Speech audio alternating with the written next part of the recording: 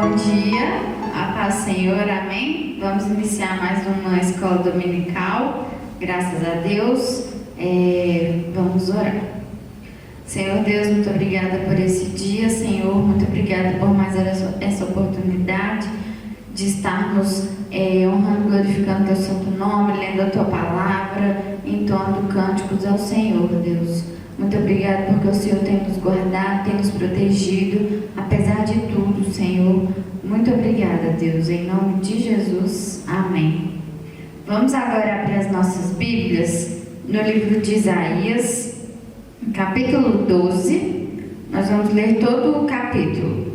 Isaías 12. Diz assim: canto de louvor pela restauração de Israel. Orarás naquele dia: graças te dou, ó Senhor, porque ainda que tiraste contra mim, a tua ira se retirou e tu me consolas. Eis que Deus é a minha salvação, confiarei e não temerei, porque o Senhor Deus é a minha força e o meu cântico, ele se tornou a minha salvação. Vós, com alegria, tirareis água das fontes da salvação. Direis naquele dia: dai graças ao Senhor, invocai o seu nome, tornai manifestos os seus feitos entre os povos, relembrai que é excelso o seu nome. Cantai louvores ao Senhor, porque fez coisas grandiosas, saiba-se isto em toda a terra. Exulta e jubila, ó habitante de Sião, porque grande é o Santo de Israel no meio de ti. Amém? Vamos agora entoar um cântico.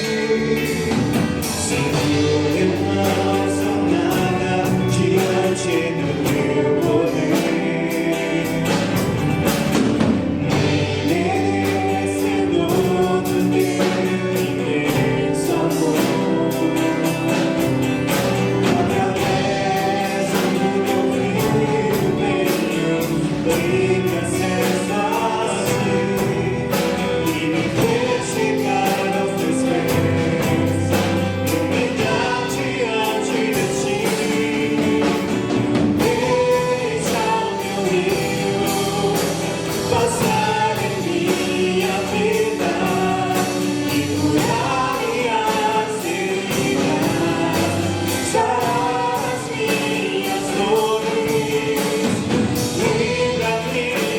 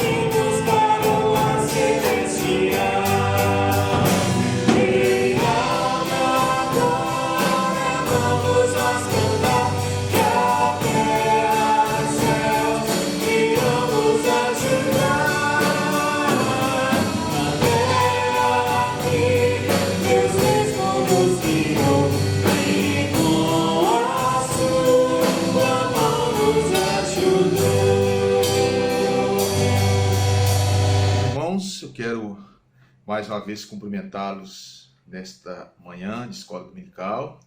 Nós estamos aqui reunidos para continuar a nossa meditação na palavra do Senhor, não é isso? Reunidos, lembrando sempre de forma online, mas dentro em breve o Senhor vai nos conceder a graça de podermos reunir na igreja, estarmos todos ali reunidos, abraçando uns aos outros e celebrando a vitória, mais uma vitória que o Senhor já está nos concedendo. Então nós vamos continuar nesta escola dominical, o nosso estudo das bem-aventuranças. Nós já estamos aí na 7ª bem-aventurança, estamos chegando ao final dessa série, mas cada uma delas que nós meditamos, mais a gente sente aí a manifestação do Espírito de Deus nos orientando, nos direcionando, nos mostrando o caminho que nós devemos seguir. Então, para começar, você pode abrir a sua Bíblia aí, Mateus capítulo 5, que é o texto do Sermão do Monte, que fala das bem-aventuranças. E hoje nós vamos ler o versículo de número 9. Mateus capítulo 5, versículo 9. Antes da leitura, vamos fazer uma oração, vamos agradecer ao Senhor esta oportunidade que Ele nos dá de estudar a palavra, de poder aprender, porque nós não temos acesso ao templo, nós não estamos tendo condições de encontrar para abraçar uns aos outros, mas nós temos o privilégio de saber que nem o Senhor e nem a palavra dele estão amarrados. Então, aonde nós estivermos, nós podemos estudar a palavra do Senhor, nós podemos adorá-lo em espírito e em verdade, que ele recebe a nossa adoração como se nós estivéssemos reunidos lá no templo. Então, por isso, vamos agradecer a ele, porque ele tem todo o propósito nessa situação que nós estamos vivendo, mas nunca podemos esquecer que ele não nos abandona. Mesmo ele tendo que executar os seus propósitos, que às vezes são dolorosos, são desafiadores para nós, mas ele não nos abandona em momento algum. O Senhor está contigo aí onde você está, na sala da sua casa, de repente no trabalho, ou de repente você pousa aí o celular para poder, no viva voz do seu carro, enquanto está dirigindo. O Senhor está contigo, o Senhor está conosco. Ele sempre, isso é um compromisso que ele fez com ele mesmo, por causa da sua fidelidade a ele, e um compromisso que ele fez conosco. Então vamos orar, vamos agradecer a ele por isso. Senhor, te agradecemos o privilégio de podermos reunir e saber que, embora distantes uns dos outros, cada um no seu lar, junto com sua família, mas nós temos o privilégio de estar em comunhão, de estarmos unidos através desses meios que o Senhor mesmo providenciou para que servissem para nos assessorar, para que enfrentássemos esses momentos tão difíceis. Nós queremos te agradecer por essa escola dominical, por esse privilégio que o Senhor nos dá de estudar a tua palavra. Louvado seja o nome do Senhor, porque o povo do Senhor não tem ficado sem assistência do Senhor, não tem ficado sem o alimento dado pelo Senhor, não tem ficado sem o consolo dado pelo Senhor. Por isso nós queremos nos alegrar nesta manhã na presença do Senhor e manifestar de fato a nossa gratidão ao Senhor e a convicção de que o Senhor há de falar aos nossos corações através da tua palavra nesta manhã. Em nome de Jesus é que oramos. Amém. Então olha só, a palavra do Senhor, Mateus capítulo 5, versículo 9, diz assim: bem-aventurados os pacificadores, porque serão chamados filhos de Deus. Então esta é a palavra de Jesus para você nessa manhã. Jesus Cristo, que é o nosso Senhor, que é o nosso Salvador, aquele que deu a sua vida na cruz do Calvário, por mim e por você, para que eu e você tivéssemos a vida eterna. Então lembre-se, se você está aí sintonizado conosco, ou sintonizada conosco nesse momento, mas ainda não teve um encontro pessoal com Cristo Jesus, de repente nem sabe bem o que significa isso, ouve os crentes falarem sobre a salvação, sobre receber Jesus, sobre aceitar Jesus, sobre ser salvo, não é isso? Saiba que Jesus também veio e morreu por você para te dar salvação, a vida eterna. Basta você recebê-lo como Senhor e Salvador, é de graça. Você não precisa pagar um centavo, não precisa, é só você abrir o seu coração, dizer: Senhor, eu te recebo como meu Senhor e meu Salvador, e aí você vai experimentar os resultados, os benefícios, as recompensas de viver na presença de Jesus. Lembre-se disso, Jesus só veio por um motivo, por sua causa, por minha causa, por mais nada.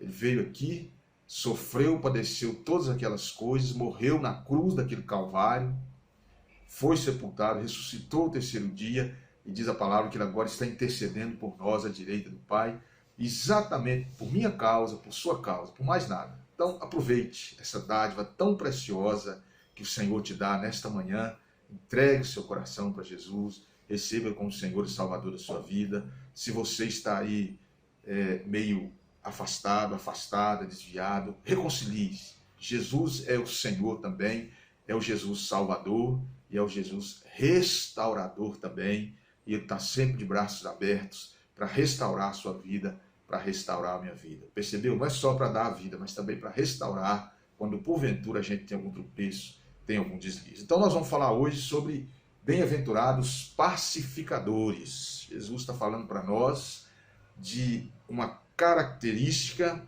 isso, uma atitude que nós devemos ter, que nos caracteriza como filhos de Deus. Não é isso que a bem-aventurança diz aqui, a recompensa, isso, aqueles que são pacificadores são bem-aventurados porque serão chamados filhos de Deus. Então a atitude de pacificar é uma ação nossa, mas o resultado dela é sermos chamados filhos de Deus. Então, aqui Jesus está falando da paz. Paz é uma das principais características que estão presentes aí no meio do povo de Deus. Por quê? Porque paz tem a ver com relacionamentos, né? Quando se trata do relacionamento das pessoas, quando se trata da lide entre as pessoas, quando você lida com as pessoas, aí você pode ter um relacionamento, uma lide de paz ou de guerra, ou de inimizades. Mas também tem a paz interior. E o que é a paz interior? É a paz que você tem consigo mesmo ou consigo mesma. Grandes conflitos da nossa existência humana é porque a gente não está em paz com a gente mesmo. A pessoa não se aceita, a pessoa não se reconhece, não se valoriza, acha que tudo acabou, não aceita as coisas. Então, grandes dramas das nossas vidas é porque a gente não tem esse relacionamento interior acertado. Ou seja, o meu eu com o meu eu. É meio misterioso, mas é a verdade. Nós precisamos nos aceitar a nós mesmos. E a paz com Deus, que é a mais importante de todas. Isso, então, ela tem a ver com a qualidade dos relacionamentos. Quando há paz, há relacionamentos saudáveis. Isso em nível mundial, em nível social, familiar, pessoal.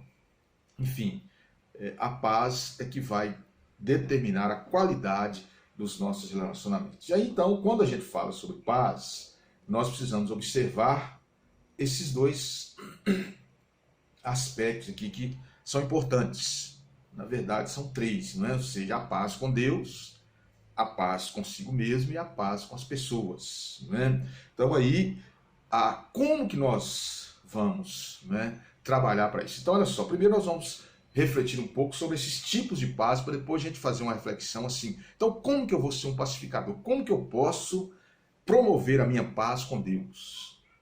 Como que eu posso promover a minha paz com o meu próximo? Que diretrizes a Bíblia me dá para que eu possa colocar isso em prática? Então, veja bem, falando então uma definição, não é isso? Quando a gente fala paz com Deus, o que quer dizer isso? Então, isso tem uma conotação muito profunda e, ao mesmo tempo, muito dramática para as nossas vidas como cristãos. Porque quando é necessário, primeiro, a gente observar que aqui, especificamente, nas bem-aventuranças, o contexto mais imediato, Jesus está falando de paz entre as pessoas. Ou seja, é a paz que você deve ter com as pessoas com quem você relaciona. Mas isso aí está incluído.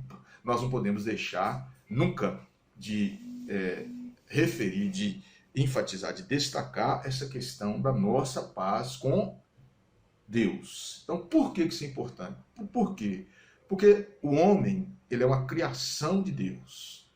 E Deus o criou para que ele vivesse em harmonia com ele, lá no Jardim do Éden. Mas aí o homem desobedeceu, né? E o homem transgrediu a vontade do Senhor, e aí a desobediência trouxe consequências graves, que é o que nós chamamos do pecado. É por esta razão que o pecado entrou no mundo. Por isso que a Bíblia diz que o pecado é a desobediência da lei do Senhor. Então, por causa do pecado, a morte passou a todos os homens.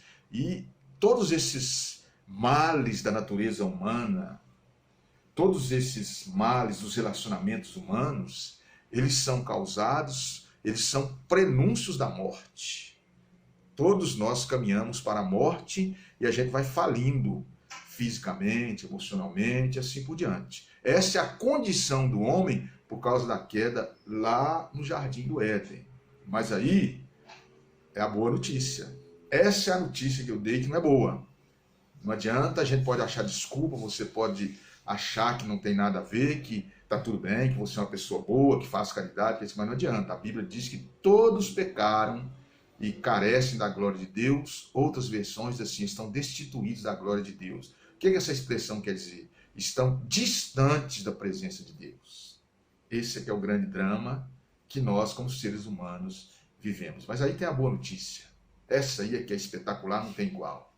É que Jesus veio para promover essa paz, para trazer essa paz para nós. E aí então, lá em Romanos 5, versos 1, verso 2, no capítulo 5 de Romanos, que fala já da justificação, diz que nós agora justificados, justificar é a obra que Cristo fez na cruz do Calvário, por mim e por você. O que cabe a nós é só receber essa obra em nossos corações e nossa alma. Então agora, justificados por causa da obra de Cristo, lá na cruz, nós temos paz com Deus.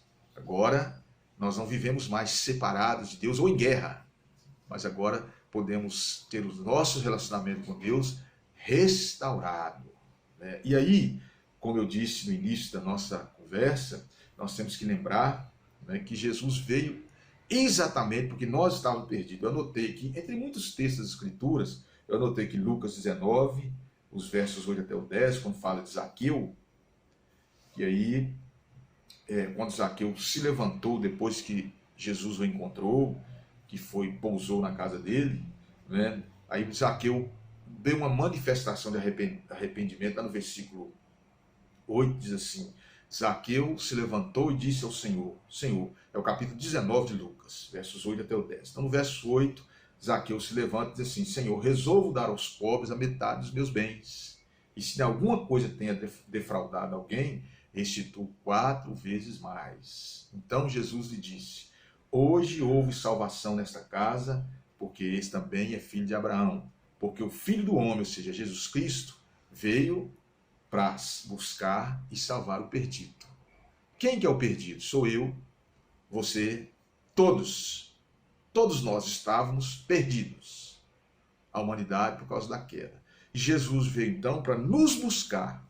E agora ele restabeleceu essa paz com Deus. Né? E agora nós temos o privilégio de andar na presença do Senhor, na intimidade do Senhor, não mais em inimizade, mas agora com livre acesso a Ele. Então esse é um aspecto da paz. E aí depois nós vamos ver então o que isso implica para nós. Como é que eu posso promover essa paz? Como é que eu posso ser um pacificador para promover essa paz entre eu mesmo, né? Entre mim e Deus, ou entre as pessoas e Deus? Como é que nós podemos fazer? E aí o segundo aspecto dessa paz é a paz entre as pessoas. Isso que diz respeito aos relacionamentos. Quando o pecado entrou no mundo, nós vemos que o homem rompeu também com o seu próximo. Os relacionamentos entraram em crise. Por isso que as pessoas não conseguem se entender. Isso, quase todos os níveis da sociedade, as pessoas se indispõem. No nível familiar, não é isso? Marido e mulher, os casais, são poucos casais que vivem uma paz aceitável, não é isso? Sempre estão em crise, sempre estão enfrentando problemas. Não é por causa do casamento. O casamento é a bênção de Deus, é por causa das nossas limitações com relação à corrupção do pecado. A gente acaba tendo atitudes que não deveria ter, e aí um de um lado do outro, a coisa complicando. No meio da família, com os pais, os filhos, entre a vizinhança, na sociedade, não é isso? As pessoas se matam por muito pouco, as pessoas se iram muito pouco, brigam por muito pouco, em nível também mais global, por exemplo, as nações, as guerras surgem por causa da falta de paz, por causa da ambição, do egoísmo, dessa natureza corrompida das pessoas que levantam aí a cobiça, o egoísmo, a maldade, o outro lado reage e vira aquele conflito que às vezes não tem fim e dura anos e anos. Há guerras que duraram anos aí ao longo da história, de tanta confusão, de tanta briga e assim por diante. Então, essa situação que nós vivemos, as pessoas vivem, mas é possível a gente instaurar a paz entre nós por intermédio de Cristo Jesus. Então, nós temos essa responsabilidade. Então, quando Jesus diz bem-aventurados os pacificadores, são aqueles que têm essa preocupação em promover a paz aonde eles estão plantados. Isso são aqueles que têm no coração aquela disposição para poder viver em paz com as pessoas. Na tarefa de promover a paz, não cabe a ira, não cabe o ódio, não cabe o ciúme, não cabe a inveja, nada disso, né? A maldade. Isso cabe exatamente um coração quebrantado, um coração cheio de bondade, que pensa no outro ao invés de pensar em si mesmo em primeiro lugar. Isso é algo que a gente tem dificuldade no nosso dia a dia e a gente tem dificuldade de ver também as pessoas terem atitudes como essa. Mas isso é que é a paz entre as pessoas. Paz tem a ver com relacionamento. Então, um relacionamento saudável, onde há comunhão, amizade, não há conflito, né? Paz é a ausência de conflito. Quando não há confusão, é porque a gente está promovendo a paz. E esse é o dever, não é isso? Deveria ser o desejo de todos nós de ter esse privilégio. E Jesus nos mostra que isso é bom, que nós temos aí essa recompensa. Então, nós vamos ver aqui agora essas características e as recompensas de um pacificador. Então, quando ele fala bem-aventurados pacificadores, aí eu reconheço que existe essa questão da paz com Deus, o homem e Deus. Aí existe essa paz entre as pessoas. Eu preciso promover isso, eu preciso trabalhar por isso. Mas e aí? O que isso diz respeito a mim? Então nós temos que observar aqui alguns princípios das Escrituras que nos levam a repensar a nossa conduta como cristãos. E aí alguns aspectos das nossas vidas que a gente precisa trabalhar. Primeiro, nós precisamos repensar aí os nossos pensamentos. Isso, se eu quiser ser um pacificador, eu tenho que encher a minha mente de coisas que são positivas, que agradam a Deus, são conforme a vontade do Senhor. Então, o apóstolo Paulo, quando ele escreveu a sua carta aos Filipenses, é uma carta que os estudiosos dizem que é uma das cartas, ele abre o seu coração para os seus leitores, e ali ele desabafa, ele fala dos seus conflitos interiores, fala das virtudes também, assim por diante. Então, lá no capítulo 4, versículo 8, ele diz assim: finalmente, irmãos, tudo que é verdadeiro, tudo que é respeitável, tudo que é justo, tudo que é puro, tudo que é amável, tudo que é de boa fama, se algum louvor existe, se alguma virtude há, e se algum louvor existe, seja isso que ocupe o vosso pensamento. Então, se a gente quiser ser um pacificador, a nossa mente precisa estar cheia de coisas respeitáveis, coisas verdadeiras, coisas amáveis, coisas justas, coisas puras, coisas que sejam de boa fama, ou seja, pensamentos positivos e não negativos. Você observou que às vezes nós estamos pensando até coisas boas, mas que não é verdade. São aqueles sonhadores, aquelas pessoas que divagam, que vivem viajando, parece no mundo da lua, que não tem mesmo não tem o pé no chão. Então são posturas que nós temos, por exemplo, aquilo que é respeitável, nós pensamos muita coisa que não agrada a Deus. Então a nossa mente precisa ser renovada para que a gente tenha essa paz interior, nosso pensamento sendo transformado. Então quando a gente começa a pensar isso, nós começamos a viver essa paz interior. Isso é uma dica espetacular, que a gente sabe, mas a gente precisa sempre ouvir para colocar em prática. Para nos ajudar nessa renovação dos pensamentos, é a gente ter a prática de decorar versículos das Escrituras. A gente está buscando, se é um versículo pequeno, se não dá para ser muito grande, um parágrafo, né? Decora um versículo pequeno, aí depois você vai praticando a mente, e aqui se alimenta, vai ficando. Já observou como que as coisas ruins são gravadas na mente da gente? A gente vê um acidente na televisão, a gente fica com aquilo na mente. A gente vê uma cena trágica, a gente fica aquilo na mente. A gente vê uma coisa assim impactante, mas é porque aquilo é algo que é assim estranho à nossa mente, aquilo impacta a gente emocionalmente. Então não é porque a gente é pior do que os outros. É porque naturalmente a natureza humana, o ser humano tem essa fraqueza. Aquilo que é impactante, que é chocante, né, acaba causando um trauma maior emocional e fixa com mais firmeza na mente da pessoa e a pessoa não consegue esquecer. Não é isso daí de onde vem os traumas emocionais que os psicólogos, os estudiosos do comportamento humano tanto se referem, tanto nos alertam para ter cuidado com eles. Então, essa é a realidade que nós enfrentamos. Aí as coisas que são mais comuns, a gente não fixa tanto, principalmente coisa positiva. Então, a Bíblia, a gente tem que ter aquele pressuposto de nunca considerar a Bíblia algo comum. Quando eu leio a Bíblia, eu tenho que ter uma expectativa de que é algo espetacular que eu estou lendo. Não é? A Bíblia é alimento espiritual. Fazendo uma analogia com o alimento físico, quando a gente come alguma coisa gostosa, a gente lembra daquilo. Mas aquele arroz e feijão que a gente comeu lá na semana passada, às vezes com um tomatinho, alface, a gente não lembra muito bem. Mas aquela peixada, aquela costela com mandioca, aquele churrascão, a gente lembra até o sabor da carne.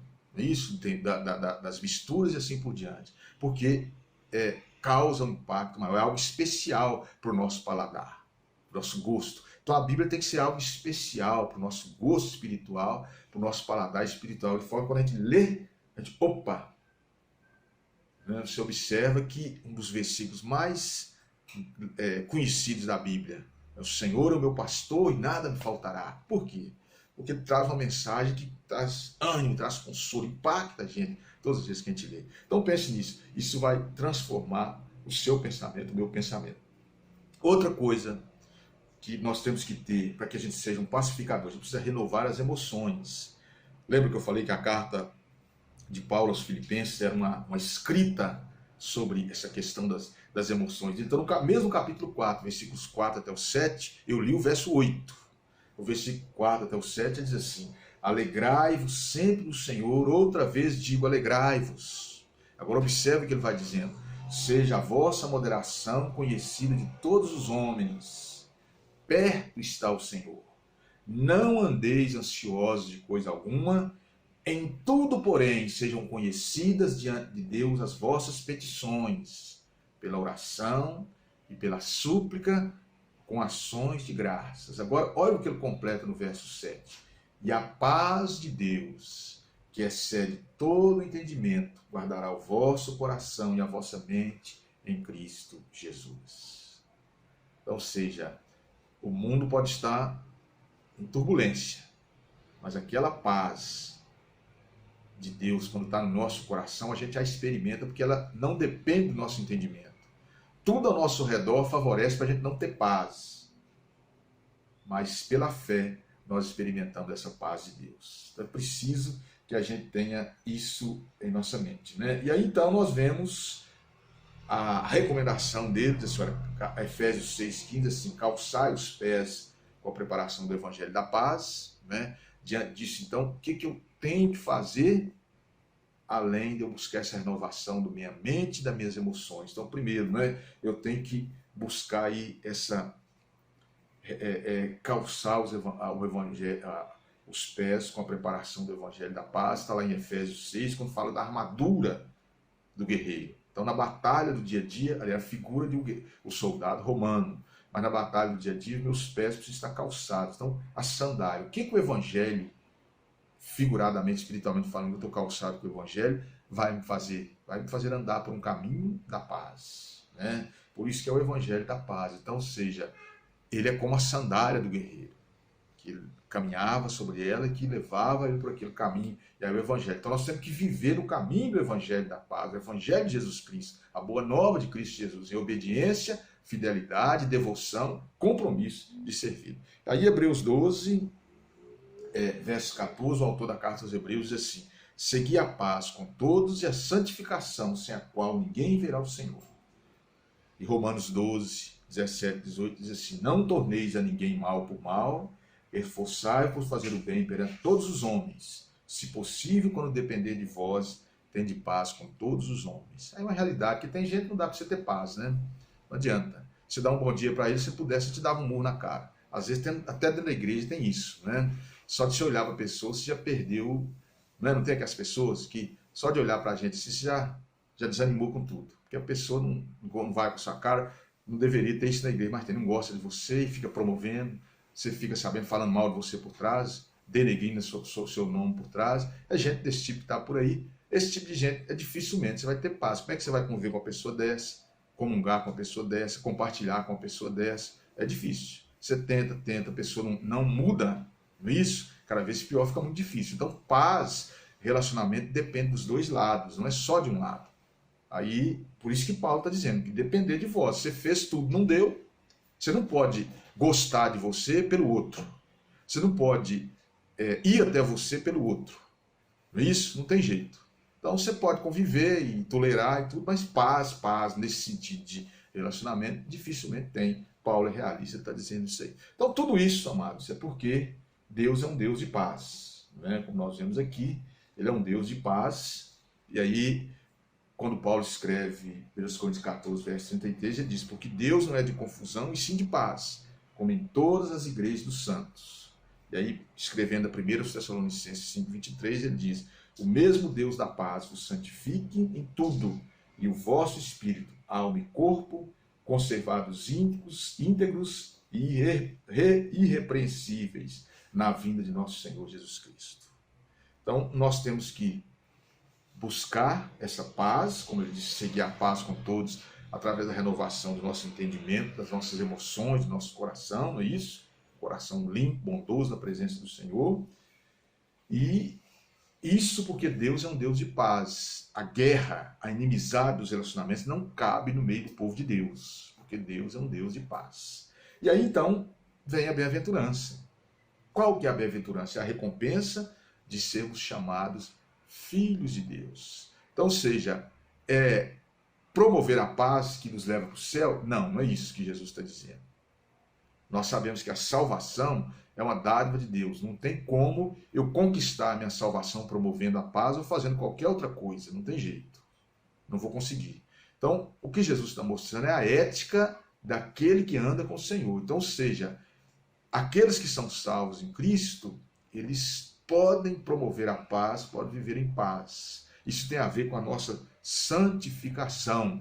Ou seja, existem pessoas que estão na igreja, mas que não tem nenhuma intimidade com Deus, não tem nenhuma característica de filho de Deus por causa da sua conduta, por causa do seu caráter. Gente que mente, gente que difama o outro, gente que fala palavrão, gente que tem raiva do outro, não tem? Infelizmente, nas igrejas tem pessoas que não gostam do outro. Isso no mundo, no meio do povo de Deus, não deveria ter isso, mas tem. Então esse tipo de gente não tem a característica dos filhos de Deus. Agora, aqueles que promovem a paz, isso, eles vão ter como recompensa, privilégio de ser chamado filho de Deus, de viver na presença do Senhor, porque tem as características de serem filhos de Deus, ou seja, o nosso comportamento evidencia que nós somos filhos de Deus. Né? As pessoas não conhecem Deus. Deus se manifesta para as pessoas através do testemunho daqueles que são seus servos. Ele nos chamou para sermos testemunhos. Se a gente tem um comportamento diferente disso aí, nós vamos ser chamados por outro nome. Não é isso? Nós estamos vendo aí os escândalos da igreja do Senhor, como que as pessoas são chamadas pelas pessoas do mundo. Mas quando a gente tem um testemunho fiel, um comportamento fiel, as pessoas reconhecem e sabem que a gente serve um Deus que a gente é diferente das outras pessoas. E aí começa essa prática que nós vimos aqui. Promover a paz é uma delas, dentre muitas outras, que nós temos que procurar viver como cristãos, para que a gente possa ser reconhecido como filho de Deus. E aí, amados, quando nós somos reconhecidos como filho de Deus, nós temos autoridade espiritual para poder falar de Jesus, para poder ajudar as pessoas, para poder ministrar a palavra, para poder abençoá-las. É claro que nem todo mundo vai aprovar a gente, nem todo mundo vai gostar de você. Isso, algumas pessoas vão ficar com raiva mesmo. Mas enfim, isso aí é consequência, a pessoa depois resolve com Deus lá. A questão é você, como que você tem que se comportar. E aí você vai ter essa postura eu vou ter essa postura e nós vamos ser, então, vistos como filhos de Deus. E aí, filhos de Deus, a gente sabe o significado dessa nomenclatura, não é isso? Dessa cidadania, porque sem Cristo nós somos apenas criaturas de Deus, nós somos filhos de Deus. A Bíblia diz que em Cristo nós somos adotados, é o ensinamento bíblico da adoção. Isso, então, quando nós recebemos Cristo Jesus como Senhor e Salvador, nós somos adotados nele e somos filhos de Deus. Antes, nós éramos servos do pecado, escravizados pelo pecado, cidadãos do mundo, criaturas de Deus. Nada disso compara a ser chamado filho de Deus. E aí, ser chamado filho de Deus, as pessoas precisam ver em nós alguma característica que evidencia que nós somos de fato filhos de Deus, ou seja, somos de fato crentes. Não é que tenhamos um testemunho que mostre para as pessoas. Isso não tem a ver com perfeição, viu, irmãos? Nós temos que lembrar disso. Ninguém vai ser perfeito. Não adianta você olhar para o seu irmão e achar que ele não tem que ele tem defeito. É isso, porque até Deus sabe que ele tem defeito. Isso todos nós. Não tem a ver com perfeição. Tem a ver com aquele compromisso de andar na presença do Senhor, de obedecer ao Senhor, de buscar essa transformação espiritual cada dia para a glória e honra do Senhor. Percebe a diferença? Então, é isso que nós temos que estar atentos a como tem sido a nossa conduta, a nossa caminhada com o Senhor. Então, pense nisso. E ser bem-aventurado, ou ser pacificador, é ser bem-aventurado, porque é chamado filho de Deus. Essa é a recompensa. E eu queria concluir, então, esse estudo orando, agradecendo ao Senhor pela sua vida. Você possa pensar nisso. Quanto é que você tem promovido a paz no seu lar, nos seus relacionamentos aí com a vizinhança, no trabalho, na escola, onde for você estiver? Quanto você tem contribuído para que a paz possa reinar ali no meio? É uma reflexão importante que nós devemos fazer para honrar o Senhor que nós servimos por intermédio de Cristo Jesus. Então feche os seus olhos, vamos orar nesta hora. Senhor, te agradecemos pela tua palavra nessa escola dominical, lembrando-nos do privilégio de sermos pacificadores e que o Senhor mesmo tenha misericórdia de nós e nos ajude para que nós de fato sejamos pacificadores e possamos assim ser chamados filhos de Deus. Nós vivemos um tempo de grandes conflitos, de uma guerra emocional, de uma guerra de saúde, enfim, conflitos e mais conflitos com essa pandemia. E mais ainda, o mundo espera da Igreja do Senhor, de cada um de nós, que sejamos aquele equilíbrio, aquela moderação, sejamos de fato filhos de Deus para esse mundo que jaz no maligno e assim possamos testemunhar o amor do Senhor por intermédio de Cristo Jesus, nosso Salvador. E é no nome dele que nós oramos. Amém e amém. Que Deus abençoe a você nessa manhã. Continue firme na presença do Senhor. Não desanime, porque o Senhor está conosco sempre. Amém? Amém? Agora nós já estamos encerrando a nossa escola dominical. Nós queremos parabenizar os nossos aniversariantes da semana. Aqueles também que fazem aniversário de casamento. Que Deus possa abençoar a vida de cada um. Derramar as misericórdias e as bênçãos dele sobre a vida de vocês, amém? Vamos orar e encerrar nosso colo dominical. Senhor Deus, muito obrigada por esse dia, Senhor, muito obrigada porque o Senhor tem estado conosco, Deus, em cada momento, Senhor. Nos dá um dia, uma semana de paz, Senhor, uma semana abençoada. Que o Senhor, em nome de Jesus, Deus, afaste essa doença de nós, Senhor, esse vírus, que isso possa passar, Deus, que o Senhor possa, através das pessoas certas, Senhor, trazer a cura para nós, Deus, que nós possamos voltar à nossa vida normal, ao nosso convívio com os nossos irmãos, com os nossos amigos, com as nossas famílias, Senhor, que o Senhor permita, Deus, que isso aconteça, Deus, que o Senhor cuide das nossas vidas, em nome de Jesus.